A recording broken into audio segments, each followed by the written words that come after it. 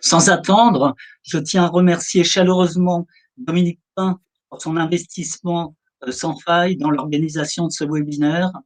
Et j'associe à ces remerciements Fanny Paprin et Thomas Ruiz pour la mise en œuvre et la supervision des aspects techniques, pas toujours simple à gérer. J'espère que tout va bien se passer. Jusqu'à présent, ça a l'air d'être le cas.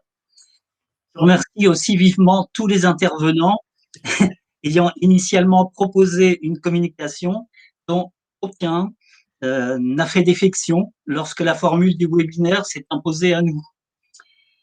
Bien sûr, une autre solution possible eût été de reporter ces deuxièmes rencontres à des jours meilleurs, en espérant que la situation s'améliore à un horizon pas trop éloigné. Et c'était courir le risque de casser la dynamique enclenchée par les premières rencontres nationales de mars 2019. Et puis, dans l'adversité, il faut savoir retenir les aspects positifs, car il y en a toujours, ne serait-ce que la possibilité pour un nombre considérablement plus important de mammalogistes d'accéder aux présentations. En fait, compte tenu des contraintes liées au contexte sanitaire, nous n'aurions pu à Bourges, dans l'amphithéâtre du Muséum, accueillir au mieux que 70 participants, ce qui aurait fait un cercle un peu restreint, quasi limité aux seuls intervenants. Un autre aspect positif dont la planète ne se plaindra pas est que cette formule dématérialisée permet d'éviter les déplacements. Je pense tout particulièrement, mais pas seulement, à nos amis corses, d'où des économies appréciables de temps et de finances. Néanmoins, j'avoue que les échanges directs, la convivialité, qui constituent tout autant que la science, le ciment des collaborations entre naturalistes, notamment les coopérations interrégionales, vont beaucoup manquer avec cette formule de webinaire. Et disons en aparté, je suis un peu frustré de ne pouvoir, comme il y a 2 ans, rentrer de Bourges avec un petit stock de vin bio du Cher.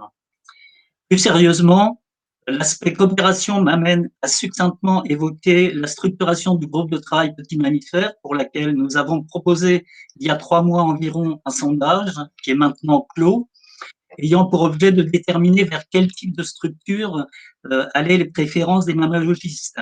Une quarantaine de personnes, surtout des individuels et quelques groupes ou associations, ont renseigné le sondage qui proposait 6 options possibles, plus une à inventer éventuellement. Il ressort très nettement de cette enquête que la préférence va vers une structuration similaire à celle de la coordination chiroptère nationale, la CCN, c'est-à-dire un groupe de travail formé de délégués régionaux désignés ou élus, avec de plus un souhait fortement exprimé et que je partage à titre personnel, d'y voir adjoindre des spécialistes reconnus, en espérant bien sûr qu'ils acceptent de contribuer aux réflexions du groupe de travail. Ceci devrait être mis en place dans les mois qui viennent. Des messages dans ce sens pour que les régions désignent des représentants, si elles le souhaitent. Donc, afin de tenir une réunion du groupe de travail en fin d'année ou au début de la suivante. Et maintenant, donc, je vais laisser la parole à Christian Arthur, notre président de la SFEPM, à l'image, pour l'ouverture officielle des rencontres. Et je vous souhaite une bonne journée et à plus tard. Merci François. Effectivement, je vais essayer de faire court, très court même. Tout d'abord, je rebondis sur ce qu'a dit François. Un grand merci à nos salariés, notre Thomas, qui a investi dans ce webinaire, qui a pu répondre assez rapidement aux contraintes qui imposaient la situation d'aujourd'hui pour que tout le monde puisse participer. Merci aussi à tout le monde d'être là et de continuer à nous suivre et à participer aux travaux. En tant que président, moi, je voudrais me réjouir de ces petits mammifères continuent et j'espère qu'ils continueront longtemps sur cette lancée. J'essaie de parler un peu plus fort de mon micro. Et puis, quand même, vous donner quelques pistes. Je crois qu'il faut impérativement qu'on fasse un effort sur ces espèces qui sont très mal connues et qui sont, dans la plupart, n'ont pas de statut. C'est vraiment le point clé, un des points clés là-dessus. Un deuxième axe, le président voudrait vous soumettre, c'est développer des méthodes de travail qui puissent être différentes de celles qu'on a aujourd'hui. On est sur la capture, et il faut vraiment qu'on arrive à une éthique de travail et une approfondissement de nos méthodes pour avoir davantage de connaissances sur ces espèces dont certaines sont à coup sûr encore très mal connues, voire même mal définies. Et c'est en ce sens-là que ce groupe a une vraie responsabilité pour se rapprocher de la recherche et pousser là-dessus.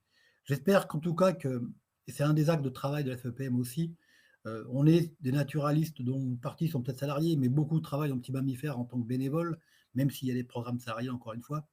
Il faut aussi on puisse se faire plaisir et qu'on amène du plaisir aux gens. Donc, bah, écoutez, mon message il est clair, hein. Soyez rigoureux, soyez scientifiques, soyez passionnés, soyez motivés et œuvrons pour que le statut de ces petites bêtes-là, qui sont vraiment très mal connues, puisse à court terme ou à moyen terme, hein, être reconnu et être valorisé au lieu de tout le monde et avoir vraiment un statut qui permette de les faire peser, y compris dans toutes les procédures politiques publiques et co. Hein.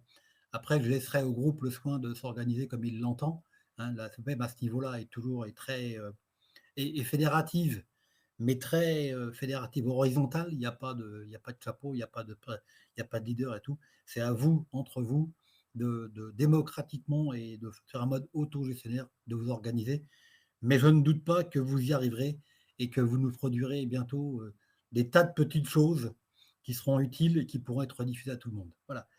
Merci à vous tous, donc, encore d'être là et bon webinaire. Et merci aussi à ceux qui ont fait l'effort de nous envoyer des communications. Et comme l'a dit François,